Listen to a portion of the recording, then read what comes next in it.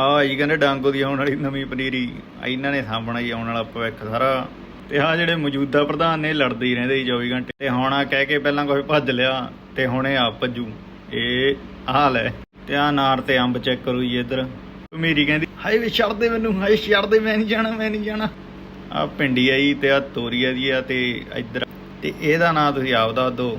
ਆ ਗਏ ਮੋਮੋਜ਼ ਖਾਣੇ ਆ, ਕਹਿੰਦੇ ਮੋਮੋ। ਤੇ ਆਹ ਸਾਡੇ ਗਰੁੱਪ ਦੀ ਜਾਨ ਖਾ ਕੇ ਮੋਮੋਜ਼ ਮੁੰਡੇ ਨੇ ਚੱਕ ਲਈ ਢੋਲਕੀ, ਕਹਿੰਦਾ ਅੱਜ ਤਾਂ ਢੋਲਕੀ ਪਾੜੂ। ਇੱਧਰ ਬਾਬਾ ਅੰਗਦ ਸਿੰਘ ਜੀ ਦਿਓਲ ਲੱਗ ਗਈ ਬਾਜਾ ਸਿੱਖਣ। ਸਾਰੇ ਗਾਵਾਂ ਪਾ ਦਾ ਨੀਸਾ ਸਾਰੇ ਰਾਗ ਮੁੰਡਾ ਕਹਿੰਦਾ ਮੈਂ ਲਾ ਦੇਣੇ ਅੱਜ, ਕੋਈ ਰਾਗ ਨਹੀਂ ਛੱਡਣਾ। ਲੋ ਵੀ ਕਹਿੰਦੇ ਕੋਚ ਸਾਹਿਬ ਹੋਏ ਮੂਰੇ, ਕੋਚ ਸਾਹਿਬ ਲੱਗ ਪਏ। ਹੁਣ ਰਾਗ ਦੀ ਗੱਲ ਇੱਕ ਪਾਸੇ ਜੀ, ਪਰ ਨਵੇਂ ਮੁੰਡੇ ਕੀਰਤਨ ਸਿੱਖਣ ਲੱਗੇ ਆ ਵੀ ਚੰਗੀ ਗੱਲ ਆ ਵੀ ਗੁਰਦੁਆਰੇ ਆਉਂਦੇ ਆ, ਪਰ ਕਈ ਯਾਰ ਗੁਰਦੁਆਰੇ ਆਉਣ ਤੇ ਵੀ ਨਹੀਂ ਚੜਦੇ ਯਾਰ ਮੁੰਡਿਆਂ ਨੂੰ। ਹੁਣ ਮੁੰਡੇ ਜਾਣ ਕਿੱਥੇ।